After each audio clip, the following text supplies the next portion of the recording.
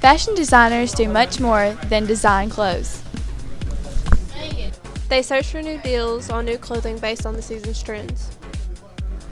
They also create their own lines of clothing as well as help with sales consulting in fashion stores. Most designers produce their own original detailed drawings for their design.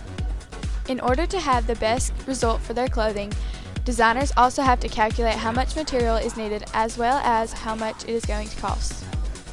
Some designers even do their own sewing, while others supervise the sewing of others. In the fashion world, there are many opportunities for jobs.